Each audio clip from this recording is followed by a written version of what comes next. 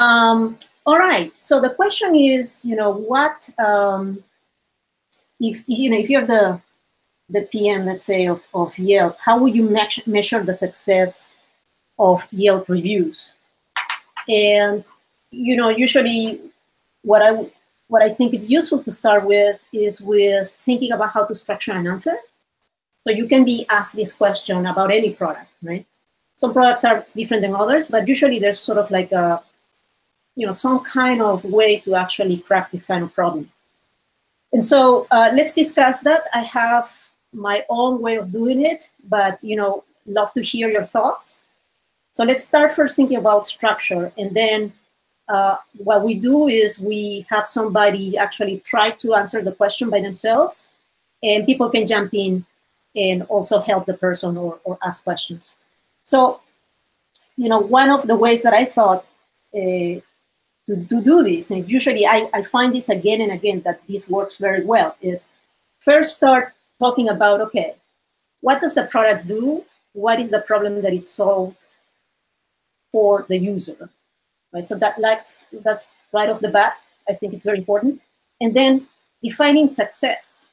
What does success mean for solving that problem for the user? And what does it mean for the business? So from both points of view. Then third is, okay, so now that we define what success means, what kinds of metrics are we going to use to measure that? What are we going to measure? And here I think is the key of everything. And the way I do it is, well, I think that we need to measure user behavior, right? So depending on how the user behaves with the product, we can say, oh, that behavior actually means this is being successful for the user or not. And so usually what I use is customer journey. And based on that behavior, I start defining metrics that tell me, whether that behavior means success or not. And then go into business metrics. Again, how do you measure that in terms of, usually it's going to be ad revenue in this case. And finally, if there are too many metrics, what would be the one metric that you would prioritize, right? If you were the CEO, and if you're talking with the CEO, what's the metric that you would give to the CEO? Any thoughts? Maybe one input from what I experienced before when I ran into a similar question for another company, and it was very much, phrased in the same way, except it was a different feature, different company. I basically follow this framework, but what I realized was that just like stating the flow of your answer, so basically saying, so I will do this, and then at the end, I will tell you, which metrics are most useful. Doing this is important because I didn't tell the interviewer that I'll be prioritizing from them. So he actually interrupted me when I was like listing all the metrics, and he said, yeah, right, but there are a lot of metrics, which one is most useful. So be careful with that, because they sometimes think that you're just throwing a lot of metrics at them without, emphasizing that you will summarize. Yeah, so the first thing would be, actually even, I would be, summarize your approach. It's very good, Hande, thank you for reminding us of that. So that, the interviewer knows where you're going, right? Otherwise, he's kind of lost and probably gets bored. The second one, what do you guys think? Product? We can define what the product is, so they know who our customers are as well, and what the product. I mean, we can't assume that they know what Yelp is. So I would sort of tell them what the product is, what it does, who our users are. That'll be the first thing I'll do. You know what it is.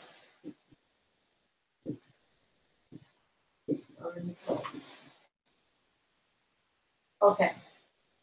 Third one.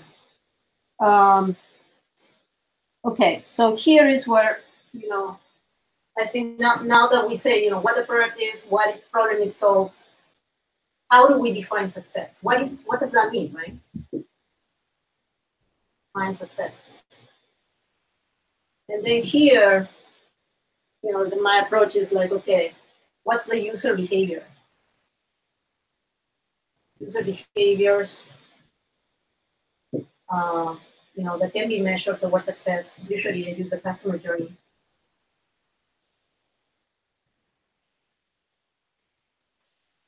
And then basically the metrics that measure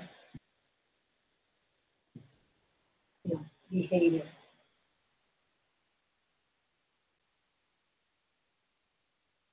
And finally, sort of like prioritization of metrics.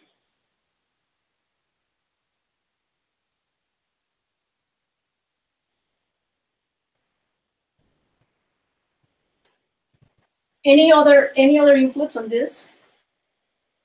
Or do you think the flow should change? I think it's really good.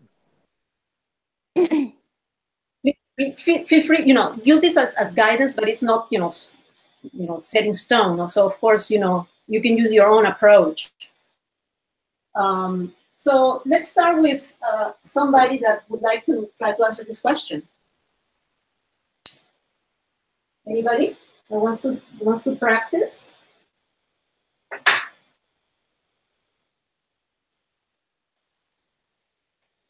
Should I start? And then we'll work together on this? Yes. I'm not familiar with Yelp, so I need to do a bit of research, but maybe start and then we'll jump in, or I will jump in. Okay. So I would say, if I were to start with this question, like Hande say, okay, so, let me start with telling you how am I going to approach this problem. I'm going to first, I just want to make sure that we are on the same page about what the product, the feature, what it does, what problem it solves. I will then start defining what success means, because I need to define success to define metrics. And success will depend on behavior, so I'm going to look at user behaviors in terms of using this feature and define metrics that are going to enable me to measure behaviors that are pointing towards success. And finally, prioritize the metric that I think is the most important. So that's... Yes. All right. So now I'm going to start with the product. Right. So the product and the product is Yelp reviews. Oh, sorry. I have a question, Malena. Should we ask at some point before starting to talk whether, by success, whether we're focusing on a specific outcome like increasing engagement or increasing revenue or just conversion, or should we just take a holistic approach and see what the interviewer would like to focus on?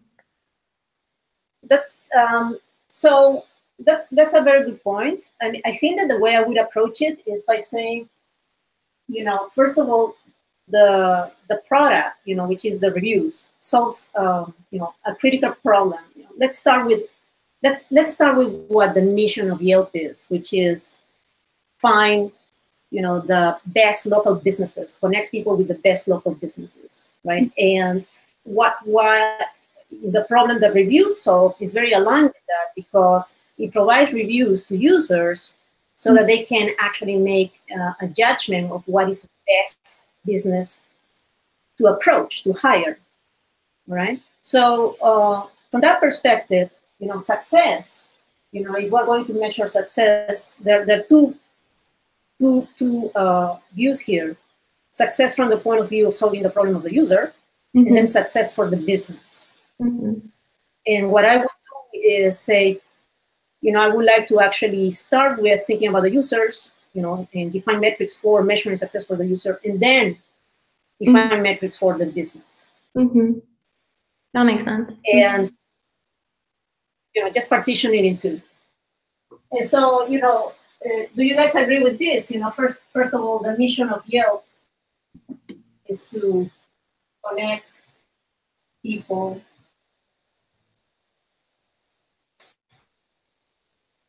best local businesses, right? And the reviews, what it does is enables people to choose the best business for them, right? To solve their problem, to hire. And it does this with, it does this with ratings, with reviews from people, right? And other, right? So anything that does this cover the high level picture of what the product does? Yes. So, okay. So, Melina, what have you written after reviews, ratings, reviews, and there's other, right? There are other features. I'm not going to go through. Okay. Like reviews from people. Mm-hmm. Right. And so, that's what the feature does. It tries to, enable people to choose the best business for them to hire. And there are different kinds of businesses, right, that Yelp actually gives information about. There is the restaurants, right? There is the nightlife, there's home services, and those are the major ones. And they also give reviews about everything else, right? Dentists, plumbers, whatever, right? But in essence, the end goal is to provide enough information so that people can make the right choice for them. I think at the high level, that's what it is. And so if I'm going to measure whether this feature is successful or not, right, then, what does success mean? What does success mean? And, at this point, what I would say is that I would like to see what's the journey of the user towards hiring that business. Okay, to see what are the behaviors that I should be expecting that tell me that this feature is successful. Do you guys have any other thoughts at this point? Well, when you say hiring the business, do you mean the journey towards a user actually using a product or a business based on the reviews that they've seen on Yelp? Yeah, I'm using the word hiring, like Christensen uses the word hiring, which means exactly what you said, which is if it's a restaurant, it's reserving a table. If it's a plumber, it means hiring the person. Whatever that conversion is. Okay. So basically choosing, right? Like. Yeah, but because there are so many different kinds of, there are services and there are businesses, right? So I'm using the word hiring as a generalization. But you know what? So the way I look at this is like, okay, I'm going to measure behaviors that tell me that this is being successful, right? And so the way I would think about it, is where does the journey start? Well, the user wants to find a business or service, to hire. Then they go and read the reviews.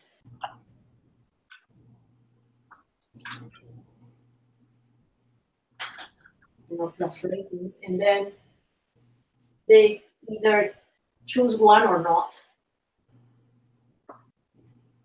And then what happens?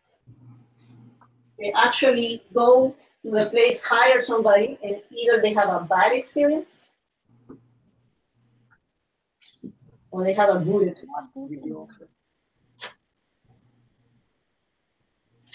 Right? And so in bad experience, then what happens? So they come back and do a they write a negative. They write a bad review, right? They give a negative rating.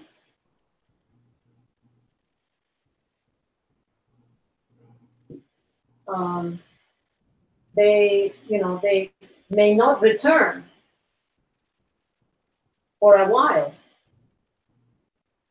with Yelp.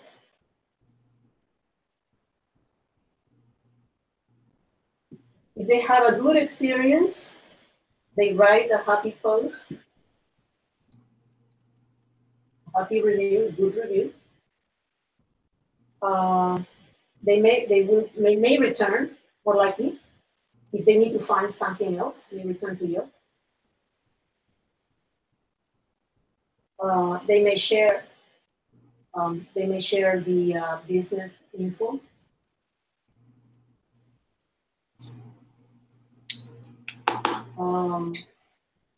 You know, and then they give good ratings. The star. This is the same as here. So I'm gonna put that there. It's like you have to go through the entire thing and see, you know, what is it that the user is going to value. Well, if indeed I got rating reviews for the place that I'm going, and I have an excellent experience, boy, am I happy. I'm going to return to Yelp. I can actually trust the reviews.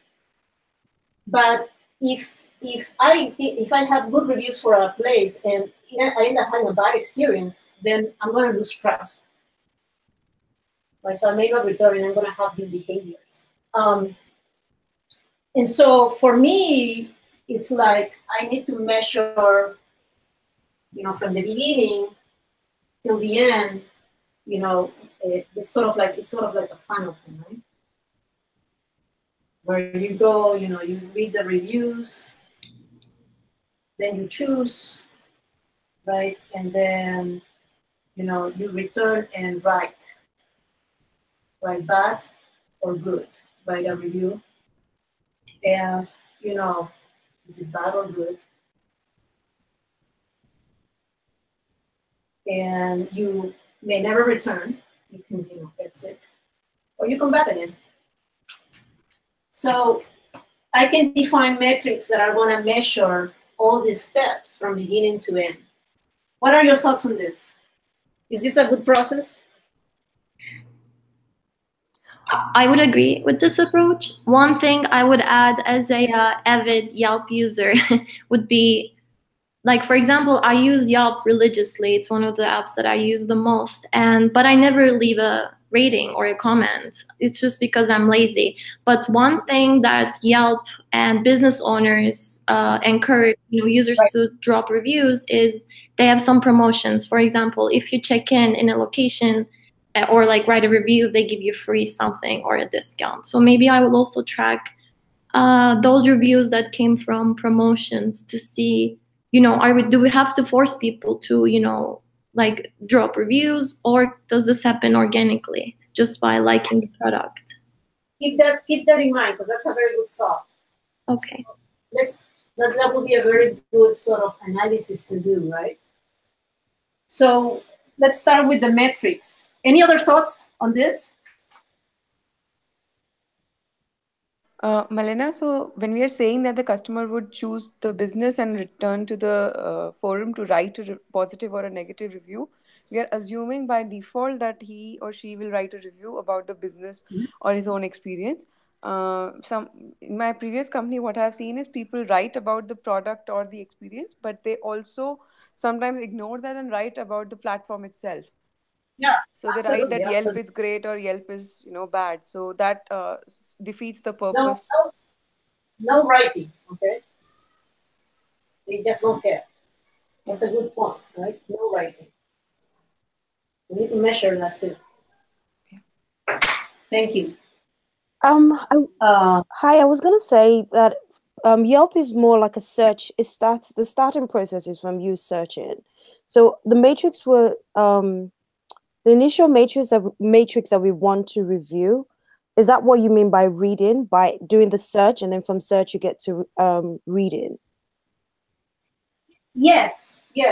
So they're going to do a search and they're going to read the reviews. So the search is here. Find a business service. I'm going to do the search, and then they get, you know, the matches. Okay. And then they start reviewing, right? So, but on an end-to-end measurement, really, I think that what is the most important thing to measure here? I think figuring out this is important.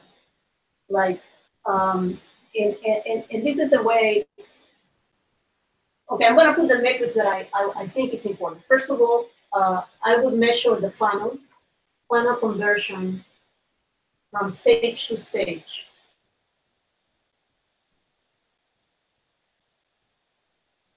And why am I doing that? Because I think it's important to see whether people are going deeper and deeper into finding a business, because that means that they're finding, they find the matches. Now they start reading, right? And then make a decision and they go deeper.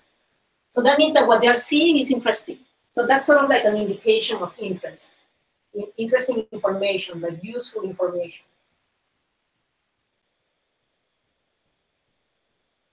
Not directly valuable, but towards the goal. And then the thing is here, of the people that wrote the good reviews, right? How many return to do another search of the people that wrote good reviews? That means that after their experience, right? After they had an experience, they made written a review. What percentage return? Like in the next month, 2 months, I would go 3 months, over a year. That would be interesting to me. To see if if they were really happy with the reviews, did they come back? That would be. And then for the people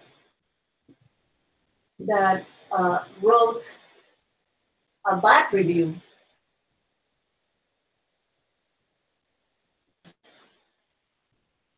or the people that wrote a bad review, how what is the time span until they return? To me, sort of that's an indication that they were not happy, like they lost sort of the trust, and they're not returning to Yelp. And so, the longer this time, that tells me, how less, they have less trust in Yelp. Let's talk about the point where, let's talk about the point that you were saying, Hande, which was the correlation, right, between promotions and the people that gave reviews. Mm-hmm.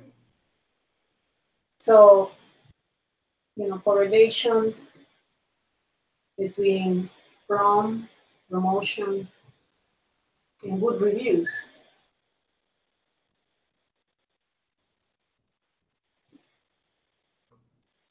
So that will tell you that you need to actually incentivize people to give reviews. Mm-hmm. But does that tell you something about? Does that tell you whether the feature is being successful or not? I guess if you saw a big difference in the volume of reviews during promotions versus non-promotions, and if that had like a meaningful difference, Mm-hmm. that would be a good indicator. Mm-hmm. Whether the feature is sustaining itself, or do we need to incentivize people? Yeah. Okay, that's a very good point. Is the feature good enough? Incentivizing people enough. Mm-hmm. By the way, I mostly came across this for new businesses. So, as you know, another major customer or user of Yelp are the business owners. And once they have a business up, they would claim their business. And I think Yelp gets a certain amount of revenue from a business claiming its business. And then I think the struggle here is, and why they use promotions, is getting those first number of reviews in. Because once like a new business is open, there are not that many people dropping comments. Usually people are inclined to comment when there are already comments that they learned from, etc. So I think they're using promotions as a way to initiate people just having some reviews. Exactly. Yeah, that makes sense. That makes sense. Okay. What do I think?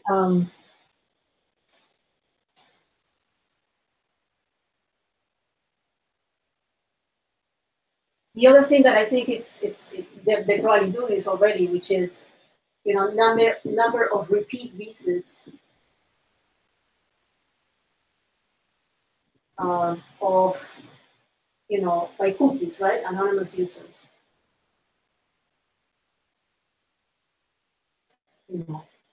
Every month, or maybe 2 months, after 2 months, after 3 months, whatever. And so if this is not increasing, that is bad. I mean, if this is like decaying, we want this to be a good number. Any other thoughts?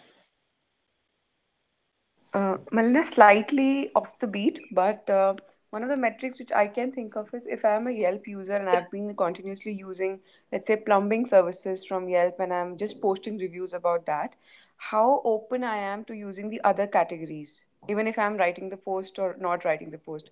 So you could divide your users who are coming back to the platform into 3 categories.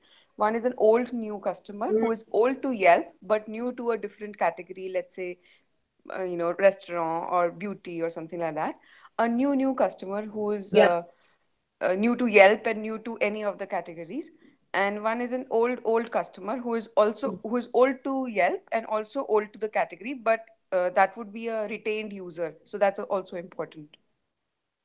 So let's do a cohort-based analysis. Yes. Cohort-based, based of course when they joined Yelp. And what you would like to see is you want to measure. Paru, you mentioned number of categories searched by cohort, right? Yes. Any other measurement that you mentioned? So repeat users, basically retained users, new users, and number of categories explored by any of these 3. So it's like a matrix. Yeah, and so with the new users, we can see it with time, right? So the old users I'm going to start like months behind the new users. And so what you're trying to see, like if this is the categories, right? Yeah. And you're measuring basically cohorts, right? And this is time, right? You are expecting to see that with time, cohorts are visiting more categories, correct? Correct. If my reviews are successful in one category, they should trust the other categories as well. So this is January, this is February, this is March, April. So in January, maybe one category, in February this, and maybe this is cohort. The cohort here started in January, and maybe it goes like this. And here you have another cohort that maybe started in March, right? And like this, right? So that's the expectation. So we should be seeing sort of like lines like that. All right, that's very interesting. What you don't expect is actually to be pulled down.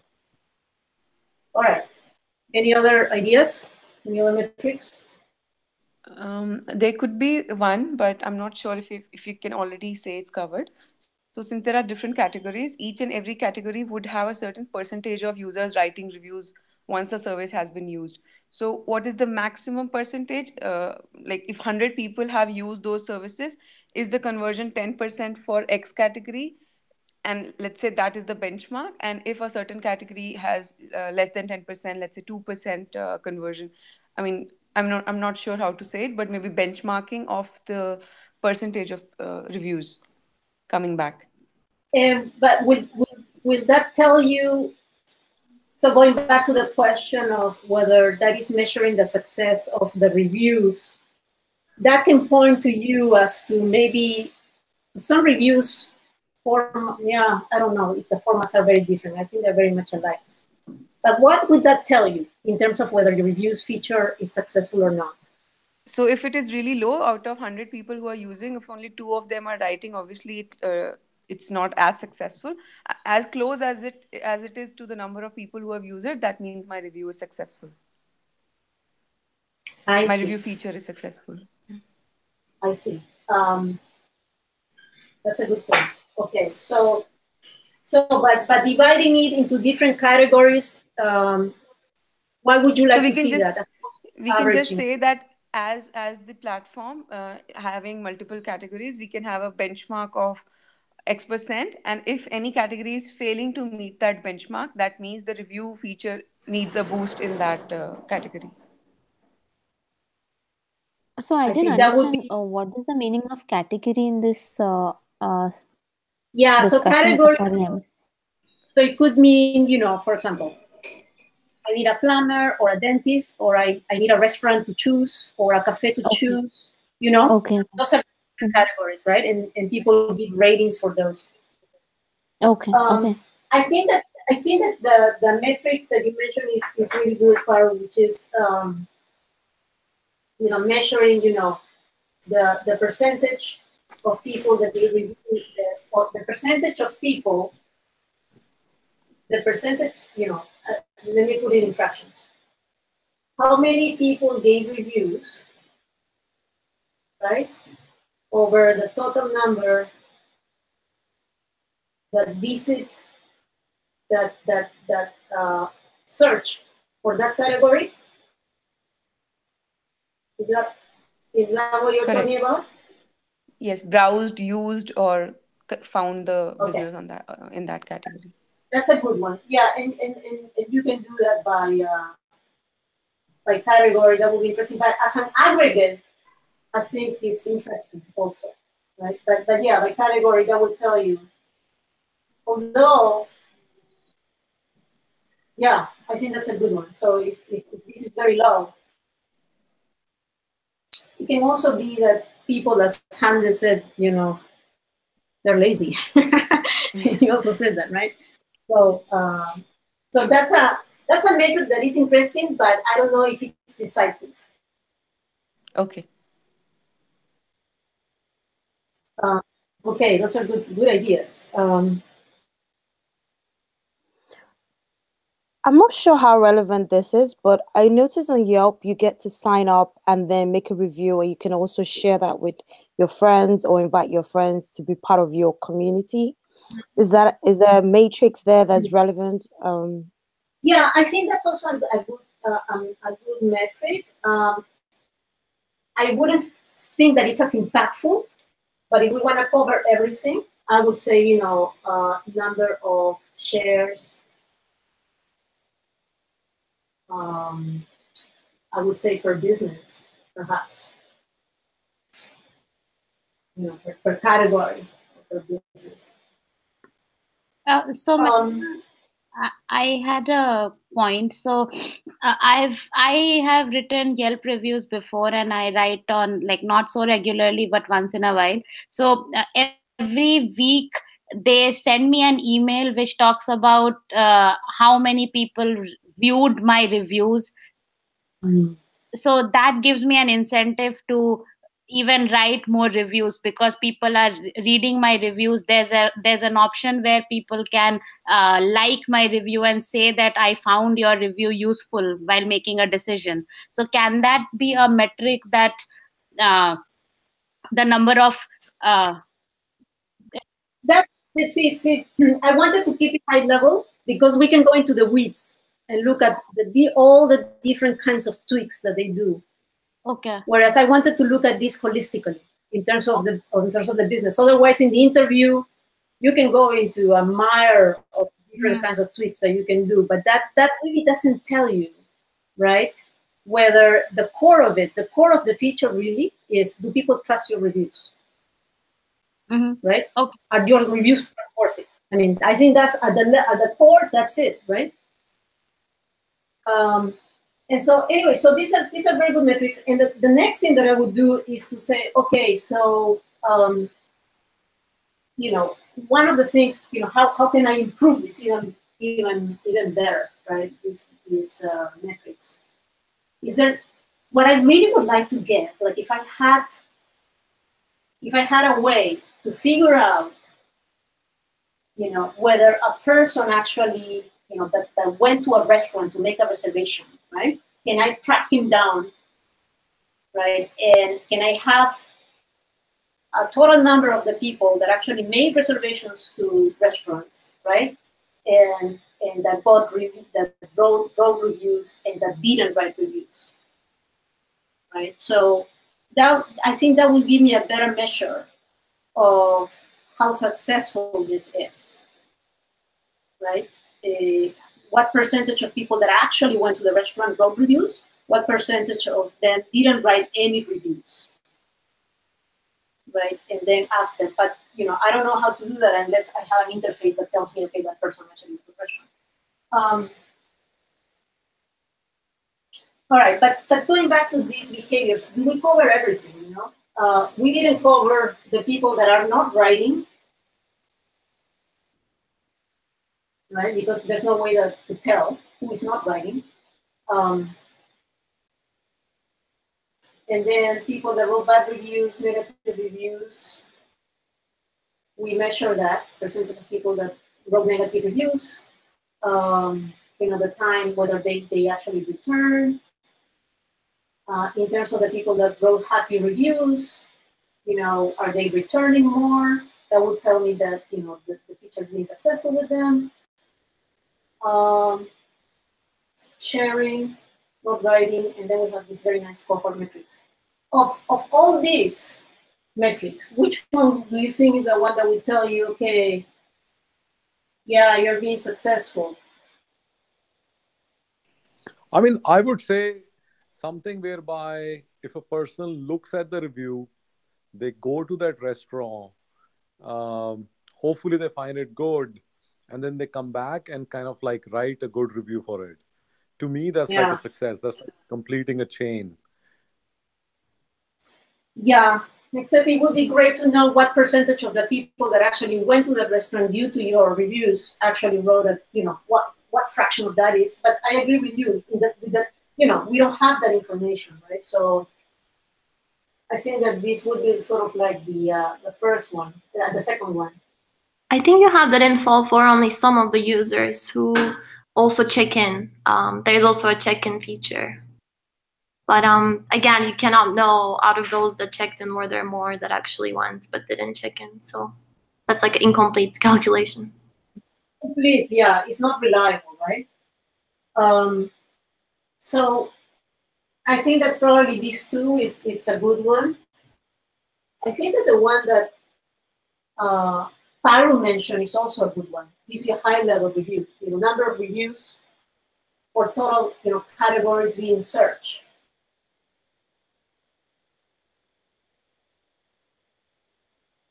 I'll suggest one other metric. It's more like a negative metric. So if people are kind of like looking at the reviews, then they don't even go to the next search page. So for example, if you search for say Indian food in Yelp, and if you filter by reviews or like the stars or whatnot, then it means that people using that filter gives me a signal that it's a very strong signal that people are going to choose a restaurant based on the review. Yeah, and I would make it, you know, that's where I wrote the final conversion. Yeah, and that's what I meant. You know, you measure the conversion from stage to stage, because it means they're finding information useful as they go deeper. So yeah, so the final also is, I think it's a good one. Okay, so let's say that we select these three metrics, right?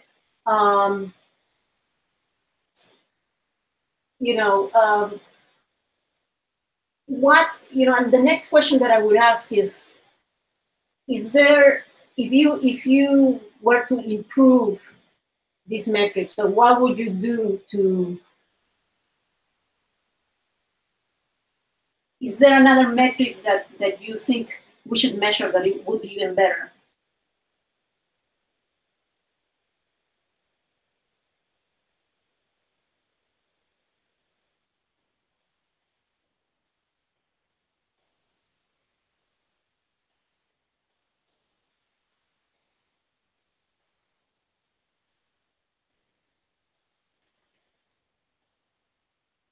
I think what I would suggest to Yelp is actually to have sort of an interface with all the businesses so that people can actually hire them directly from Yelp.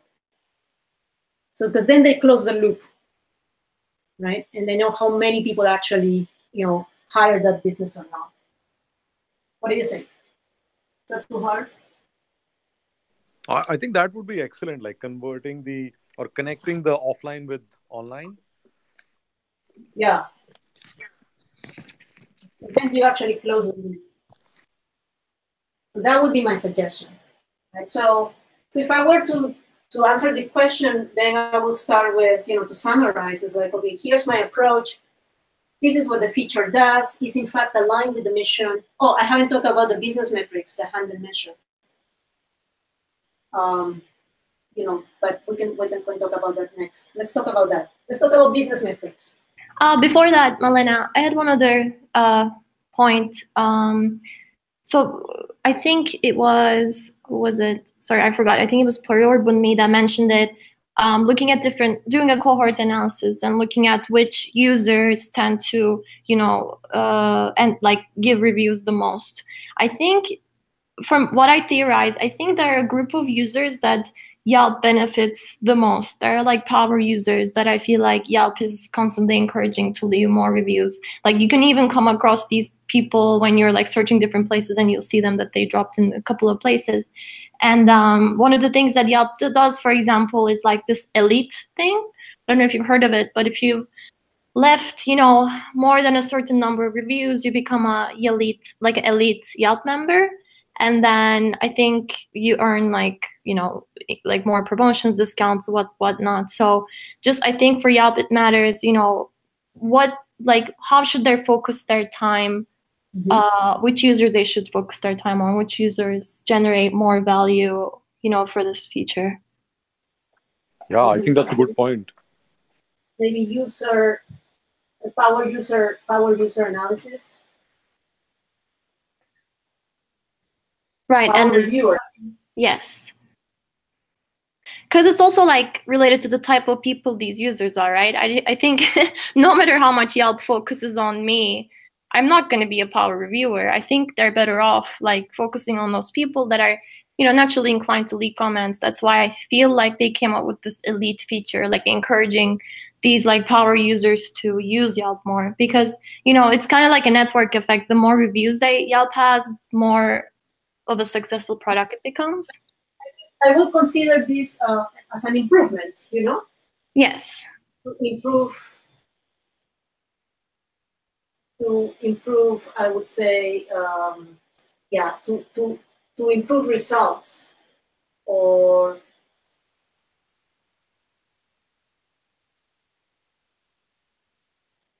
improve the feature.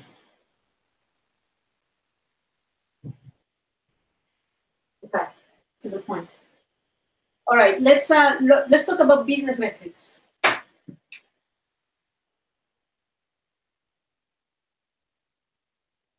So these metrics, I would say, the obvious, right?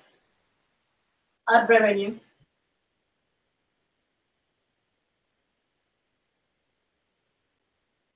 What else? So if they get a share from the businesses for listing. I'm sorry? Yeah, I was saying like they get a share from businesses for listing on Yelp. I was just saying like that's how they make their money. I don't know. Huh? Do they get money from businesses? Oh yeah, they get money from businesses. Okay, so maybe you're saying, okay, so if the reviews are being successful, the more businesses are going to be displaying on Yelp. Right. I think the way it works is Yelp lists businesses either way, but then the business owner will open a business owner Yelp account and then claim its business. And for that, Yelp will charge that business owner. And it's good for the business owner. The reason they're paying is they can interact with their potential customers or users. Usually you would see like a business owner leaving a comment under a bad comment, for example. So it's a way for them to manage like user relationships or customer relationships.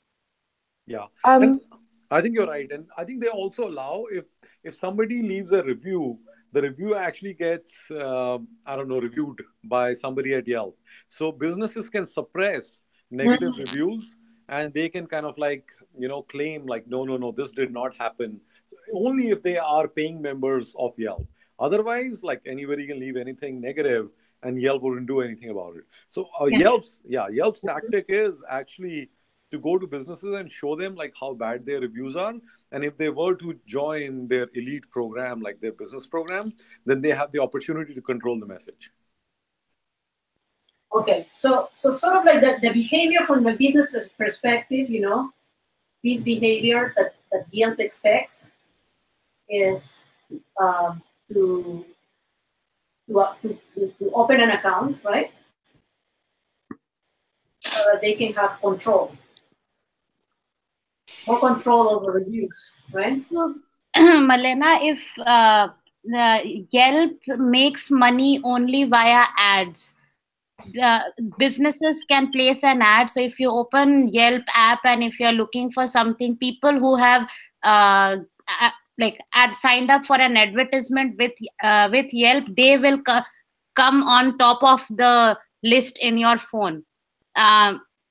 Other than that, if the business is unclaimed, they can claim the business, but then Yelp doesn't charge for that, because it defeats the whole purpose of trust, right? Like if someone is giving a negative review, then and if the business has the opportunity to remove that review, then like the purpose is not met. Like I will only see good reviews, or people can just write fake reviews and just put on it, right? Yeah, I don't think that happens actually. I think that what she was saying is, the bad reviews stay there, but the businesses have the opportunity to respond, right? So if somebody didn't like the food, maybe the restaurateur comes in and say, hey, I'm I'm sorry that happened to you, but, why don't you come over? We can give you free dinner or something like that. Right, Himanshu? Is that what you were saying? Yeah, maybe this is something that I read. I mean, I read that they allow businesses to even suppress the reviews. It kind of like happened to me a couple of times. Yeah. That I gave reviews, but then, those reviews were actually suppressed by the business. So I was like, that's very funny. Huh. Okay, I don't know about that, but my impression is actually, and I've seen several bad reviews, and then the business comes but maybe those are the businesses that don't pay. This is a question mark. I was going to say that Yelp is the other businesses that use Yelp as a plugin, and they pay for that service. So if, for example, I own a hotel and I want to be able to get reviews from Yelp, I can use a review. I want to get like success rate or reviews from Yelp.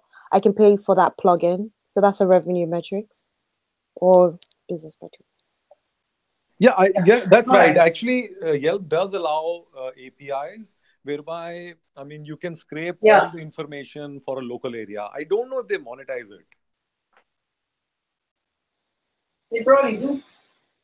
Okay. All right. So the business metrics are kind of like obvious to me. But yeah, so I think that's the general approach. What do you guys think? Yeah, I think it works.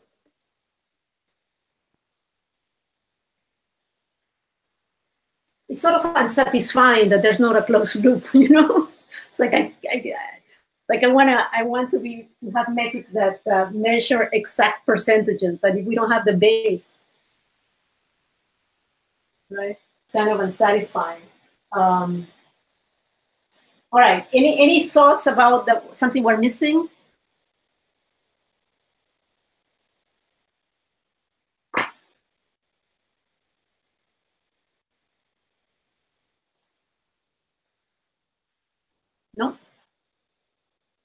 Sorry, I just thought about one more thing, but it's about the user.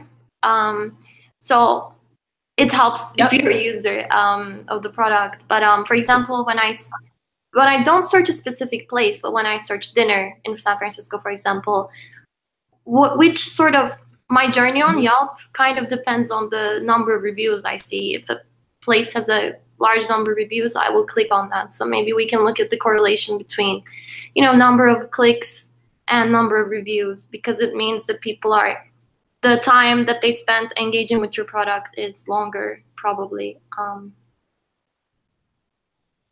I see. Okay. So you're saying correlation between the time they spend and the number of reviews? More like I don't know how to say it, but like when I'm searching for dinner, let's say, and I get a couple of listings, what I click on will be determined by the number of reviews that I see. If it has a higher rating, I'll go in and take a look at that. So I guess high level, yes, we can say amount of time spent on Yelp correlated with the number of reviews of the pages that I visited. Okay. Because you go into the listing and then you read the reviews. If there are not that many reviews, then your time spent is less. Mm-hmm. Okay. Yeah, I would even simplify it to say that, if a place has a lot of reviews and good reviews, and if there's a lot of click-through on that particular link out of the search results, I think that's a good indication that people are converting from intent to kind of action, they're going to then check out that. Yeah, exactly. You expressed it better. Yeah. This is the final conversion. Yeah. So that's already here, Himanshu. So makes sense. All the conversions should be measured there with intention. I don't know if this was said, but based on what our conversion or based on the user behavior, I feel like we've only measured users who actually log in, then we can track their pattern. But what about someone who doesn't have an account, who doesn't log in, just does a search, checks a review, and then move on? Anonymous users with cookies. Okay. Yeah, you're quite right? I mean, this is really important. Not too many people log in, so it's important to measure the cookies. Follow people through cookies. Again, This is not proof, but it's the best that they can do. Cool. All right, guys. I think that's all for this question. How do you like it? It's very good. Very good. A lot of information. But so do we summarize at the end? Okay, based on this, we do a summarization and. Yeah, what I would do is say, okay, so based on my analysis, right, I think that the way to measure, first of all, to measure success means to measure whether the user, is happy with the reviews. And what does that mean? Well, it means that they're going to have different kinds of behaviors, and the behaviors that tell me whether they are the happiest or not can be measured with these metrics. The most important ones, this one, 1, 2, and you mentioned the other one, 7th, will tell you, whether in fact they are really happy. The other metrics are sort of more informational and can actually help with telling you whether they have particular features of the reviews.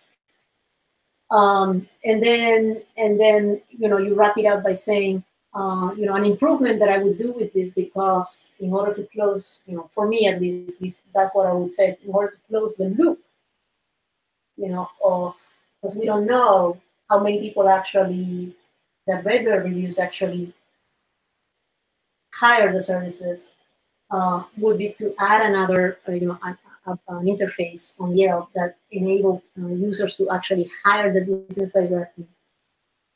That way we'll be able to actually have more accuracy on these measurements. And I'll leave it as that. Cool. Thanks. All right, guys. All right. That's all for happy practice. Thank you. Thanks. Bye. Thank you. Bye. Fun, and thanks everyone.